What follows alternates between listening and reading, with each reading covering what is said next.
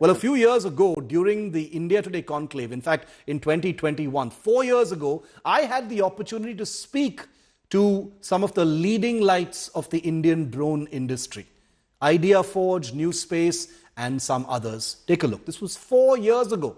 Take a look at the amazing work that they were doing. Your company, and we at India Today reported it first,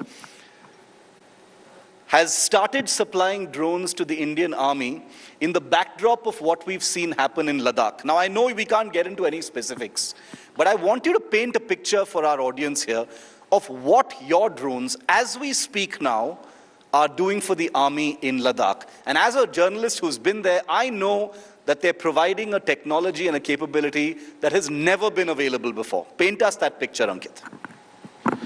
So we all remember what happened during the Galwan tragedy that our country went through. And one of the biggest reasons why we could not predict those kind of moments was because in those extreme harsh environments, there is no availability of intelligence unless you have technology to aid and support that. We do have a certain set of systems that can keep an eye on those areas and those borders. But typically what we find is that these larger systems that get deployed ultimately are fewer in number, and they can keep eyes only on as many number of areas as we can afford to deploy them. And also it is difficult to create the infrastructure required to deploy those kind of systems. So the Indian Army, which has been looking at the drone technology for a really long while now, decided that they want to actually induct systems which are more in number, distributed surveillance, to look at these very, very precious areas of our country. And therefore, they decided to go for purchasing systems that can help us keep that eye at that altitude in those environmental conditions. And I think today, the systems that we are delivering to them are helping them keep those eyes on those areas, to give them unprecedented views of what they never saw was even existing on the other side, or had already been done to their surprise, and finally be able to get more familiar with the terrain that while we are intimate with, but we only see the ground view of it, not the God's view of it. One of the amazing things, Ankit is very modest, but one thing I can tell you for sure is that with the drones that have just been supplied by Ankit's company, the Indian Army, ladies and gentlemen, in Ladakh for the first time has actually seen what the other side looks like in color. So far, they've had fuzzy black and white images. I'm sorry we can't show you those images because they're classified, but the first color high-resolution images of what the other side is doing. There's been new information about bases. It's incredible. Samir, I'd like to bring you in. Samir, while Ankit's company, IdeaForge, has supplied surveillance drones, which are now in Ladakh, Samir's company bagged a contract earlier this year to supply swarm drones. Now, swarm drones is another phrase that many of you may have heard about. This is cutting-edge stuff. These are drones that fly in collaboration, conduct missions in a collaborative manner. They're talking to each other. There's a great deal of software going on. But for the benefit of this audience and for all of us, Samir, tell us about what swarm drones are and how they're going to plug into the Indian military. What kind of roles will they perform?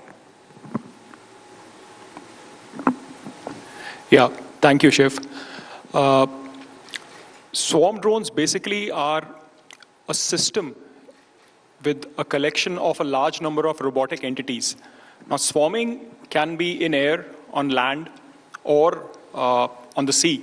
But specifically taking a look at swarming in air, these are drones which work together in a cooperative manner using only algorithms with minimal human on the loop setup. So that is the first differential, what you'll take note of the way that UAVs working together have been taking place over the years. Two things are very important to define swarming.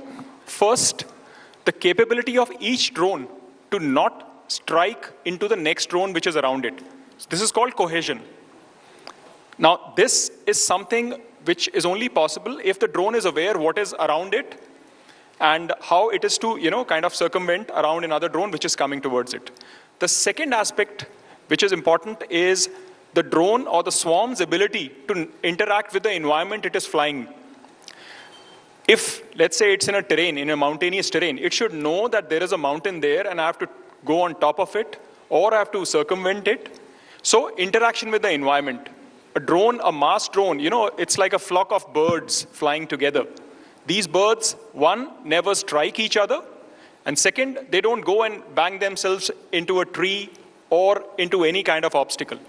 Now, swarm drones are inspired by biological events, like, how certain bees operate together or birds operate together, or, these are flocks of birds operating together. So they are inspired by how they do it, and the algorithms generally mimic them. However, these can be customized specifically in the military domain.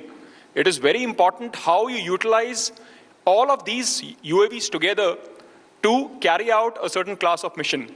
There is only one aim for a swarm mission, and that is saturation.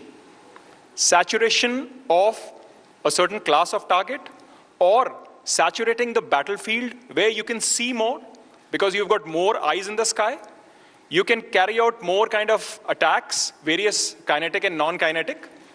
And last but not the least, you have so many numbers that even if some of them are shot down, you still have dominance over that area of interest. These are the big, big benefits which come especially in the military class of swarming. And as we go forward, I'll also tell you more about the civilian aspects. Yeah. Just imagine a large swarm of UAVs working together, going in for a disaster relief mission. So now these will be the first responders. Recently Air Force had a competition called the Meher Baba Prize. This was all about this, the first responders. Generally, it takes 6 to 8 hours for some information flow to take place. How many people have survived a catastrophic event? This is where you launch a big swarm of drones. These guys are going to go there, divide the area amongst each other, and scan it and send you the first report. How many survivors? Where the flooding has happened, or where a certain catastrophe has happened? What is the state of affairs there? They are all building up a situational awareness through saturation. So applications are varied, but swarming is here, and it's here to stay, and you'll see more and more of it, not only in military, but in your own lives very soon.